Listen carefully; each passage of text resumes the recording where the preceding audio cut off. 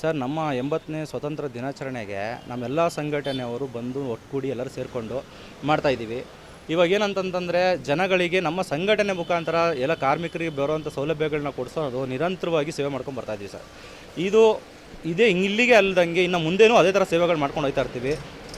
ಅದು ನಿರಂತರವಾಗಿ ನಡೀತಾನೆ ಇದೆ ಸರ್. ಕಾರ್ಮಿಕ ಇಲಾಖೆಯಲ್ಲಿ ಸುಮಾರು ಕಾರ್ಮಿಕರಿಗೆ ರೀಚ್ ಆಗಬೇಕಂತ ಕಿಟ್ ಆಗಿರ್ಬೋದು, ಪ್ರತಿಯೊಂದರಲ್ಲೂ ತುಂಬ ಒಂದು ಇದಾಗ್ತಾ ಇದೆ.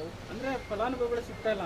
ಯಾರೋ ಬೇರೆ ಏನು ಹೇಳ್ತೀರಾ ಸರ್? ಇವಾಗ ಕಾರ್ಮಿಕರು ಬಿಟ್ಟು ಬೇರೆಯವರು ಮಾಡಿಸ್ಕೊತವ್ರೆ ಅಂತಂದರೆ ಅದು ಅವರು ಎಚ್ಚರಿಕೆ ಬೋರ್ಡ್ ಹಾಕಿದ್ದಾರೆ 90%. ಆ ಎಚ್ಚರಿಕೆ ಬೋರ್ಡ್ ಹಾಕಿದ್ರು ಕೂಡ ಮಾಡಿಸ್ಕೊತವ್ರೆ ಅಂತಂದರೆ, ಫಸ್ಟ್ ಆಫ್ ಆಲ್ ಯೂನಿಯನು ನಮ್ಮ ಸಂಘಟನೆಯವರು ಅವರು ಕರೆಕ್ಟಾಗಿ ಅದನ್ನು ನೋಡ್ಕೊಂಡು ಮಾಡ್ಕೊಂಡು ಕೊಡಬೇಕು. ಈಗ ಸಚಿವರು ಮತ್ತು ಸಂತೋಷ್ ಲಾಡೆ ಕಾರ್ಮಿಕ ಮಿನಿಸ್ಟರ್ ಆಗಿದ್ದಾರೆ, ಏನು ನಿರೀಕ್ಷೆ ಮಾಡ್ತೀರಾ ಅವರಿಂದ? ಸರ್, ಇದು ಜನಗಳಿಗೆ ಕರೆಕ್ಟಾಗಿ ಬರ್ತಾರಂಥ ಸೌಲಭ್ಯಗಳು ಪ್ರತಿ ಸಲ ಬರ್ತಾಯಿತ್ತು. ಎಜುಕೇಷನ್ ಕಿಟ್ಗಳು, ಲ್ಯಾಪ್ಟಾಪು, ಟ್ಯಾಬ್ ಮೊಬೈಲ್ಸು ಈ ವರ್ಷ ಬಂದಿಲ್ಲ, ಆಯಿತಾ. ಮತ್ತು ಮಕ್ಳಿಗೆ ಬೇಕಾಗಿರೋವಂಥ ಸ್ಕಾಲರ್ಶಿಪ್ಗಳು ಆಲ್ರೆಡಿ 2 ವರ್ಷ ಆಯಿತು, ಇನ್ನೂ ನಿಂತೋಗಿದೆ, ಇನ್ನೂ ಬಂದಿಲ್ಲ. ಅದು ಬರಬೇಕು ಅಂತ ಕೇಳ್ಕೊತೀನಿ. ಅದನ್ನು ಬಿಟ್ಟು ಮತ್ತು ಜನಗಳಿಗೆ ಸಿಗೋವಂಥ ಸೌಲಭ್ಯಗಳನ್ನ ಇಮಿಡಿಯೇಟಾಗಿ ಮಾಡಿಸ್ಕೊಂಡು ಕೊಡ್ಬೇಕು ಸರ್. ಸರ್ಕಾರದ ಮೇಲೆ ನಾವು ಹೇಳಲ್ಲ, ಆದರೆ ಸರ್ಕಾರ ನಮ್ಮನ್ನು ಜನಗಳನ್ನ ಉಳಿಸ್ಕೊಳ್ಳೋದು, ಒಂದು ಸಪೋರ್ಟ್ ಮಾಡೋದು, ಜನಗಳನ್ನ ಅಭಿವೃದ್ಧಿ ಮಾಡ್ಕೊಳ್ಳೋದು ಅವ್ರ ಕೈಲೇ ಇದೆ ಸರ್. ಅದೆಲ್ಲ ಎಲ್ಲ ಸರ್ಕಾರ ಮಾಡಲ್ಲ, ಸಂಘಟನೆಗಳು ಒತ್ತು ಕೊಡಬೇಕು ಸರ್. ಎಲ್ಲ ಸಂಘಟನೆಯವರು ನಿಂತ್ಕೊಂಡು ಅದ್ರ ಪರ ಹೋರಾಟ ಮಾಡಿದ್ದೀವಿ, ಆಲ್ರೆಡಿ ಹೋರಾಟ ಮಾಡಿದ್ದೀವಿ, ಅದ್ರ ಬಗ್ಗೆ ತಿಳಿಸಿದ್ದೀವಿ, ಅಲ್ಲಿ ಲೆಟರ್ಗಳನ್ನ ತೊಗೊಂಡೋಗಿ ಕೊಟ್ಟಿದ್ರು ಕೂಡ ಅದನ್ನು ಬೆಳೆಸ್ಕೋಬೇಕಾದ್ರೆ ಅವ್ರ ಕೈಲಿದೆ ಸರ್. ನಿಮ್ಮ ಸಂಘಟನೆ ಹೆಸರು ಮತ್ತು ಎಷ್ಟು ಜನ ಇದ್ದಾರೆ ಇದರಲ್ಲಿ?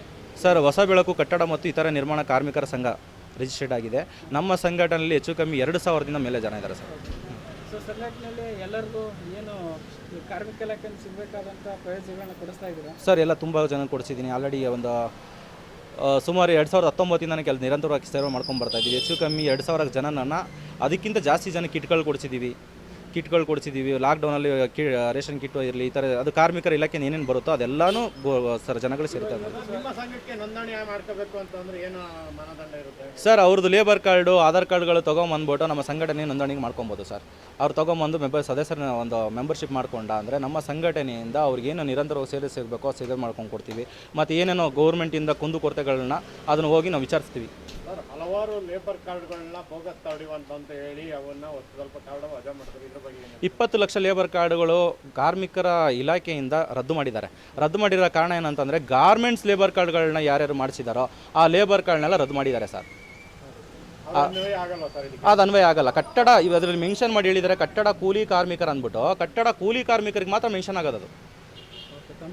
ಸರ್, ಸುನಿಲ್ ಅಂದ್ಬಿಟ್ಟು. ತಮ್ಮ ಕಾಂಟ್ಯಾಕ್ಟ್ ನಂಬರ್ ಸರ್? ಸರ್, 8147608981.